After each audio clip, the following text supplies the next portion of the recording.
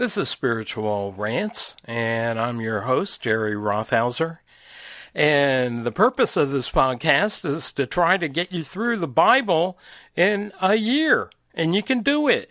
You can do it. In fact, if you've already started on January 1st, maybe you missed a few days, doesn't matter. Just keep going. Just keep on going. A friend of mine once told me years ago, anything that's worth doing is messy. So if you've missed a day here and there, don't worry about it. You'll pick up with it next year. In fact, G.K. Chesterton once said that anything, you may have heard, anything that's worth doing is worth doing well. But he said anything that's worth doing well is worth doing poorly. So even if you mess it up, you're going to learn a lot. In fact, if you've gotten this far into week 6, we're going to get into week 6, but if you've gotten that far, you've already covered things like the first 4 dispensations. You've covered how God changed his relationship. Not that it's not by faith, it is. Of course, it wasn't for Adam and Eve at first. Then when they got tossed out of paradise, then it was by faith. And then things changed at Noah, and God even gave us rainbows to remind us of that. And then things changed with Abraham. God singled out the Jews, and he has a special place for all of the Jews and the descendants of Abraham. Then, when you got as far as Exodus, you got to the law, and you got to Moses, and there's a change there. So I guess that makes like 5 dispensations, and that's going to be a big deal. It's going to be a very big deal, is that change between law and grace after Jesus came. And then the apostles set up the church. That's a big change. But it's going to change back, and we're going to talk about that today. We're going to zoom into that, into Matthew 24. So because you've already gotten so much of Old Testament, I figure it's going to be, it'd be good for us to zoom into. In fact, we're just going to zoom into one chapter of the New Testament in Matthew 24. So the response I've gotten to the podcast so far is it seems like people like it. Sound like they like it a lot. The only thing is, and I think because it's the end times, they don't have time to go more than about a half an hour a week. So we're going to shorten spiritual rants, and we're going to limit ourselves, I think we are, to about a half hour. And so our topic is time is shortened. That's a pun, because our podcast is going to be shortened. But the end of times is coming quickly upon us, and the time is being shortened. Now, I didn't mention this last time. Oh boy, here we go. I'm going to go long again. No, I'm not. Okay. When you read about Pharaoh and how Moses approached him and said, God says, you need to let us go, the Jews, out of Egypt, because you read all about that, and about Joseph and how God led him forcibly into Egypt, but it was for the good of the Jews. And then the Egyptians enslaved the Jews. And after 400 years, Moses had to approach, we can put that kindly, Pharaoh, and say, you need to let all of our people go and get back to the promised land. Now, here's the problem that I really didn't cover last week, was numerous verses talk about how Pharaoh hardened his heart, and several of them talk about how God hardened Pharaoh's heart, heart, and then several of them just said that Pharaoh's heart was hardened in the passive mood. And if you're in the mood of being passive, then you can just fast forward through this. But here's the question, and here are the scriptures. Exodus 4:21, 7:3, 9:12, 10:1, 20, and 27, 11:10, and 14:4 and 8 all say that God hardened God's or Pharaoh's heart. Then in the passive is 7:13, 22, 8:19, 9:7, and 9:35. But then Pharaoh said that it indicates that Pharaoh hardened his own heart. That's in 7:14, 8:15, 8:32, 9:34. So there'll be a quiz on that. No, there won't. So how could it be that Pharaoh hardened his own heart, but God hardened his heart? Well, it somehow happens the same. God did it. Pharaoh did it. And that's the way it is with all people that reject Christ. Which, by the way, you can go to spiritualrants.com. That's the same thing as going to jerryrothhauser.com. But I always like to remind you that it is rebellion that leads to death. That started at the fall, but it happens all the way through the Bible. That's the theme of the Bible. And relationship with God leads to life. Of course, that begins when you trust Christ. So even in the Old Testament, they maybe didn't realize they were trusting God through Christ, but they were. And I'll explain that somewhere, sometime in the future. Okay, so we covered Exodus. And if you're going to be reading through, and I hope you do, it's going to be Exodus 21, verse 22 through Exodus 33 and verse 23. Then you're going to read in the New Testament, Matthew 24, verses 1 through 27 and 14. And then you're going to read Psalms 29 through the beginning of Psalm 33 at verse 11, Proverbs 7:6, and Proverbs 8:36. So that gets you through all of Proverbs 8. So if you've done that, you're one of the smartest Christians on the earth right now. And one thing I want to point out to you, because we're really not going to get into Exodus for this week, there's a lot of laws and things like that. And you know what? That's the way you can approach it too. You can kind of skim through some things when you're getting bogged down. And if you want to settle into something and do more of a minute verse by verse, word by word study of something, you get entrenched somewhere, that's fine too. But let me point out that in Exodus 21, verse 22, one of the most important issues that we deal with today is abortion. And I think chapter 21 of Exodus and verse 21, or actually verse 22 and verse 23, deal on that issue. So take a look at that. Then in Exodus 22, verses 16 and 17, another issue we deal with today is fornication.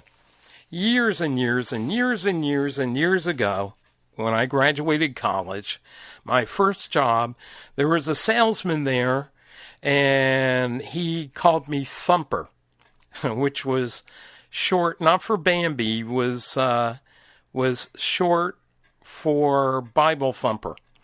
And he said, you know what? Fornication is no big deal. Having sex is no big deal. In fact, in the future, it's just going to be like shaking hands. Wow. I thought he was crazy. And yet, here we are in 2017. What do you know? Anyway, that breaks a relationship with God, basically. When you sin in various ways, it breaks your relationship, and that leads to death. So with Adam and Eve, it wasn't immediate, but it did happen, and you want to, as a Christian, I don't know that I should really have to say this, but I guess I do. You want to avoid sin because it breaks your relationship. Look at Psalm 66 verses 18 and 19, and you'll see what I'm talking about. All right, well, that covers Exodus. That was quick. Maybe we won't get done within a half an hour. In the New Testament, we're going to begin with Matthew 24, and we're not going to get really past that. But we are going to look at it a little more closely than we would normally. And so what I need to do is teach you a little bit about end times. I think this kind of sums it up. This is a saying I heard somewhere along the way, that we should live as if Christ died yesterday, was risen today, and is coming back tomorrow. So we should live as if Christ died yesterday, raised today, and is coming back tomorrow. I think that's a good way to live life, right? It'd be fresh in our mind what his sacrifice was for us, as if it was yesterday, that we would have the joy of the glory of his resurrection today, like every day was Easter, and live as if he'd be coming tomorrow. And that keeps us honest, keeps us away from sin, not sun. We keeps us with the sun, away from sin. Oh, good. There, I've got a new saying there. Away from sin and toward the sun. Oh, I have another one. I think I've already told you. No religion, that's N-O, and no God through a relationship. That's K-N-O-W. Isn't that cute? I like it. All right. This past week, because the movie theaters aren't doing so hot these days, and attendance is down, so what they do is bring back old movies. So I saw Gone with the Wind the other night. Oh, it was great. And they had a bunch of Christmas movies at Christmas time that they brought back. And those were great. And what I noticed about the Christmas movies, by the way, they don't mention Christ, except that the Christ is in Christmas in the titles or whatever. But even going way back to like the, whatever it was, 40s, White Christmas, no mention of Christ. Isn't that interesting? It's sad, but true. And even in the headlines recently, religious persecution is at an all-time high, which would be an indication that we're in the end times. Well, last week, actually, yeah, it was this past week, I saw Ghostbusters, the one from 1984. And, of course, my ears perked up, because one of the characters toward the end of the movie, and we have demons and all kinds of strange things going on. Not full-blown like we have all the zombie stuff on TV. I haven't seen it, but I've heard all about it. Anyway, one of the characters quotes Revelation 7:12. So I'm thinking, okay, got to remember it. Remember it. When the movie's over, I got to look it up. So, okay, how do I remember it? Okay, like a a 7-Eleven store, but add 1 to that. That'd be 712. So I looked it up, of course, and it had nothing to do with what the guy was talking about. Totally misquoted Revelation 7:12, so I looked it up on IMDb, which is a database for movies, and it's in there in the flubs, in the goofs, and he was supposed to mention 6:12, which I don't see how that has anything to do with the movie hardly anyway. 7:12 was great. Talks about the glory of God. So it was built into that movie and with all of the goofy demonic stuff in there. And glory was given to God in the middle of it. But 6:12 didn't have much to do with it either. But that's typical of Hollywood. So don't get your theology out of movies. That's what I'm saying. Now, when you do go to a movie, I'm not saying don't go to the movies, but if you go, realize that whoever made the movie, the producers and the director, that they had an agenda. They had a purpose, and it was their view of life. And I think maybe it was as far back as 2013, I made a list of end-time movies. And there's a reason why I believe that Hollywood is putting out all of these movies about end times. I think Satan has got his foot in the door in there, and I think that's why. Someone said to me when we had a church start 2-3 years ago, someone came up to me after a sermon I preached, and he said, Satan doesn't know when the end is coming, and so he has to have an Antichrist picked at any given time. I think that's true. Then there's one of my mentors years ago was called into a trial.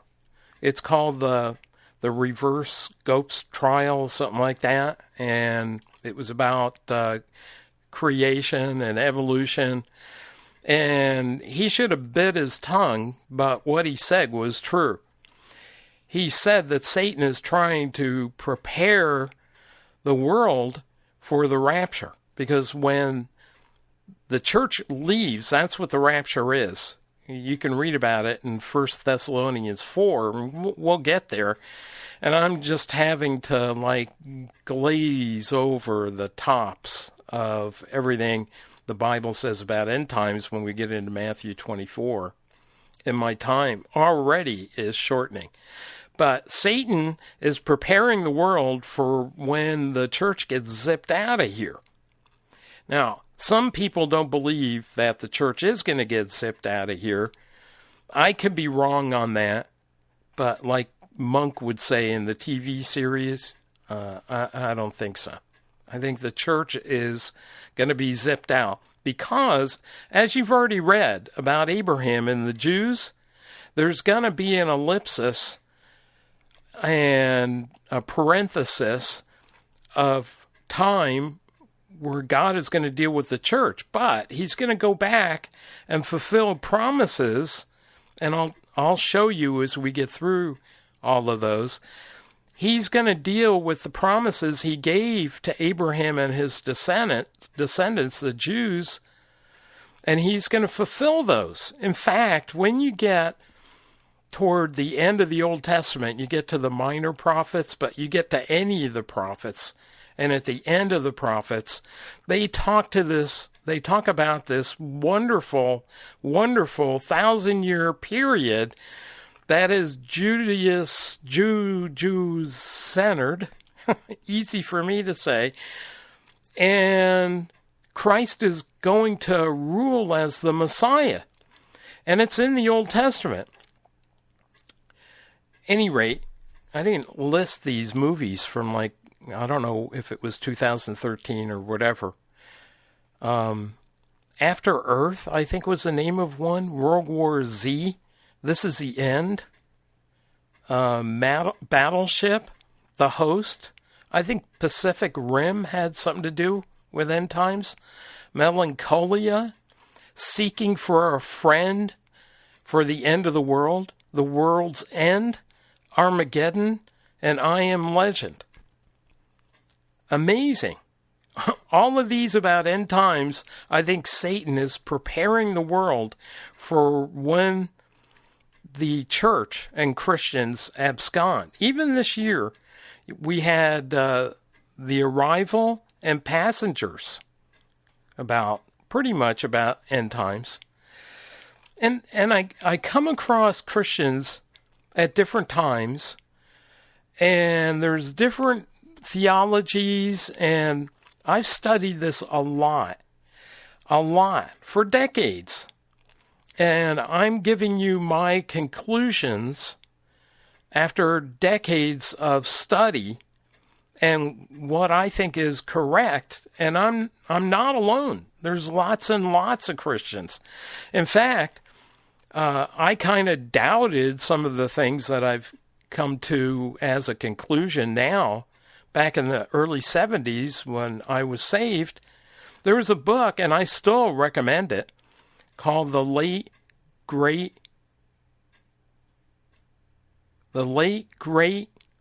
okay, you can find it from there, by Hal Lindsey. The Late Great Planet Earth. Okay, that's what it is. But now you remember it, right? You can Google it. You can find it. Go to Half Price Books, and you can find it for like 10 cents. Well, not quite. But there's a bunch of different positions you can take on end times. And in fact, what I found, a lot of people, when they first get saved, that's what they want to know about. And when I first got saved, I started studying it. And it just seems, some of it just seems to be too sensational. Okay, so there's one called pre-tribulationalism. There's one called post-tribulationalism. There's one called premillennialism, post-millennialism. And so someone occasionally will make a joke, and people who should know better, they'll make a joke about it, and they'll say, oh, I'm a pan-millennialist. Because I think everything's going to pan out. Okay, that's like unbelievably dumb. This is called spiritual rants, right? Okay, why is that dumb? I can tell you why that's dumb. Because God put a bunch of stuff in the Bible that has to do with end times. Like I told you, a bunch of the ends of the prophets and the minor prophets, and then a big chapter we're going to look at today quickly because time is growing short, Matthew 24 and 25. But we're really going to scope in on 24, and then there's an entire book of the Bible, Revelation. And please, around me, don't mispronounce that. People do that all the time. Of course, they do it in movies, but how is there an excuse for Christians to call that book Revelations? Oh my goodness. They also call Kroger Krogers and Marsh Marshes, the grocery stores. Oh my goodness. And New Jersey. It's New Jersey. That's where I grew up. And it's not Illinois either. And it's not Revelations. It's the book of Revelation. It's the revelation of Christ. And not in the manger as a little baby, although that's important and we need to know that. But we're going to be dealing in eternity with Christ ruling over everything. That's revealed in the book of Revelation. Then in our little church, here's what we're covering now. Daniel 9:24 through 27. Just those verses. Verse 24, 25, 26, and 27. 4 verses are mind-blowing. mind-blowing. I can tell you briefly what's in there. What is in there is what was revealed to Daniel when he was in captivity in Babylon, a.k.a. Iraq, we call it today. Anyway, he was in captivity, and God revealed to him from a certain point in time, which is at the time of a certain decree, and there's several possibilities of what that decree could have been, but it doesn't matter. And then when you do the math, and you have to understand back in biblical times that years were 360 days, not 365. But when you do the math accurately and you can narrow it down pretty much to two decrees that were made back then. And when you map out those 4 verses, you get to the first coming of Christ. Then there's a gap, and there's a 7-year period of tribulation for the Jews again. Now, why is there a gap? Because that gap is the church age. And all the math is accurate. So I may not know exactly which decree it is, but God knows. And that just works out perfectly. And when you look at it, it's mind-blowing. And are you wondering if we're in the end times right now? Yes, we are. Now, Luke 21 is another place. I mentioned Daniel and the book of Revelation. There's 1 Thessalonians 4. There's a few verses. Matthew 24 is big. And the more I talk about this stuff, the less time we're going to spend there. So that's okay. Luke 21:25. You know, all the weather changes we're having, it seems almost every day I open my emails and I get news emails with headlines. And what do they talk about?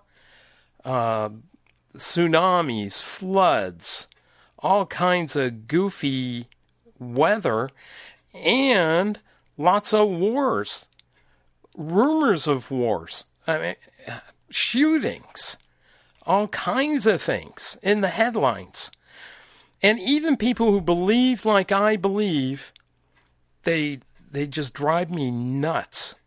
I'm becoming Meshuggah because they don't believe that these are signs of the end time, even though it like stares at them right in the face. Here's Luke 21:25. And does this talk about tsunamis, maybe?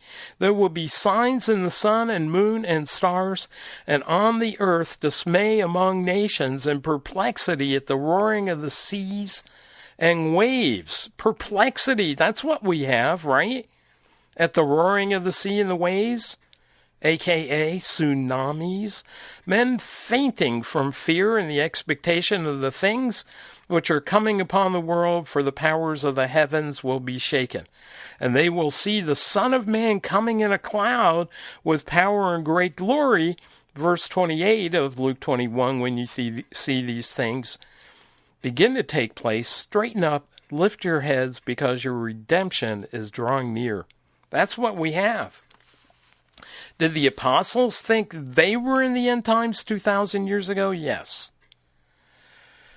And in 1 Corinthians 7:29, Paul talks about the time being shortened from now, and that you should act as if you don't have a wife.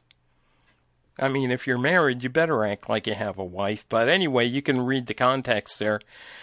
1 Corinthians 10:11, Paul wrote, "Now these things happened to them as an example, and they were written for our instruction, upon whom the ends of the age have come." 1 Thessalonians 4 talks about the rapture, and you can read that. 2 Thessalonians 2:3, "Let no man deceive you by any means, for the day of the Lord shall not come except there is a falling away first, and that man of sin be revealed, who is the Antichrist, the son of perdition." Now, he was warning people because he thought that the end may have been right at hand, which is kind of what James said in chapter 5, 8, and 9. You too be patient, strengthen your hearts, for the coming of the Lord is near. So right there, he thought it was near, James, who is the Lord's half-brother. Do not complain, brethren, against one another, so that you yourselves may not be judged. The judge is standing right at the door. 1 Peter thought it. 4:7. The end of all things is near. Could that be clearer? 1 John, the Apostle John. Children, it is the last hour, and just as you heard that Antichrist is coming, even now many Antichrists have appeared. From this we know it is the last hour. That was 2,000 years ago. That was 2,000 years ago. Now, how close could we be right now? All right, here goes Matthew 24 right out the window. But let me tell you what's going on there. It's like a little talk he's having with the boys, a.k.a. the disciples. But I just want to point out a couple of things because we're over time. The time has been shortened right on me. And I want to point out just a couple of the verses here. Okay, maybe 3 or 4. Many false prophets will arise and will mislead many. Now, Matthew, and you can take my word for it, you can disagree with me, I don't care. I've studied this for years. Matthew 24 is about the tribulation, a 7-year period where the Jews are going to be spanked. That's kind of what's going on. Someone corrected me because I call it hell on earth, and they said, "Well, it's not really hell." Yeah, well, it's not as bad as hell, but read about it. It's about as much of hell it could be on earth, and that's why I call it hell on earth. The one who endures to the end, he will be saved. Now, you don't have to worry about losing your salvation. When we interpret things, we interpret the more clear scriptures by the less clear. This one is not that clear. Now, when you look at it as in context, here's what it means. That Jews in that 7-year period, because Matthew was written to and for Jews, and Jesus is warning them in that 7-year period that if those people can make it through to that period, that 7 years, they'll make it to the end. That's what it means. They'll be saved into the 1,000-year reign of Christ. That's what it means. Then it goes on in caps in the NASB, talks about the abomination of desolation. That's the Antichrist setting up his image in the temple. And the temple will be rebuilt at that time in the tribulation. The sun will be darkened, the moon will not give its light. Verse 29, the stars will fall. That's what I'm talking about. You read about that in Revelation. It's hell on earth. Now, here's another controversy. I know I'm over. That's okay. You'll make it. We're real close to 30 minutes. Verse 40 of Matthew 24, then there will be 2 men in the field, one will be taken and one will be left. 2 women will be grinding at the mill, and one will be taken and one will be left. Now, a lot of people think that that's the rapture. Well, it can't be the rapture because the rapture occurs before the 7-year period. So what is it? One person will be taken for judgment and one will be left. Right before Christ comes back, before the Messiah sets up his 1,000-year kingdom, they will make it to the end. They will endure, they will persecute to the end, or not persecute. They will persevere to the end and be persecuted, and they'll make it to the end, and then they're going to make it into that millennial period. Now, if you're saved, and those have already gone on to be heaven, they're going to be populating that millennial kingdom. And if we get rapture, we'll come back and populate that millennial kingdom. But this is not the rapture in verse 40 and 41. It's people being judged, same as in the time of Noah, which Jesus made that comparison, that everyone's going to be partying and getting married and having kids, etc., until the end. But this is a judgment like those who floated out of life at the time of the flood, and it's an analogy to that. And then in chapter 25, I want to point this out. Verse 41 is an important theological verse. And what it says is that hell was not created for people. People will end up going there, but hell was created for the devil and his demons. Now, some people, and I hope that they'll change their mind, but, I've heard people say, oh, Satan's going to have the best parties. That's stupid. Don't say that around me. Oh my goodness. He's going to burn for eternity, and it's going to be torturous. You don't want to go there. And some people say, oh, well, so am I supposed to trust Christ? So just so I won't go to hell? Yeah. Okay. Think. Yes. Oh my goodness. Anyway, God doesn't want anyone to go to hell. He wants a relationship of love. Don't anyone tell you otherwise. Don't take any substitute theologies about, oh, he chooses some, and then others he chooses to go to hell. No, he doesn't. That's not even scripture. That's crazy. In fact, the guy who came up with that nuttery, here's what some people say to me. They say, oh, well, I follow this one guy. Why would you follow that one guy? How about like Jesus? Anyway, he wrote a commentary on every book in the Bible except for one. You know which one? I said, yeah, Revelation, because he didn't know what to do with it. But we do. And 1 John 3, 1 through 3 says, why should you study end times? Because when you read about that and the glory of Christ, and you want to make yourself be like Christ, that's why. That's what those verses say. 1 John 3, 1 through 3. And on that rant, I end. I bid you adieu. Whatever that means I'll see you next week. Check out spiritualrants.com. Jerry Rothhauser, over and out. Goodbye.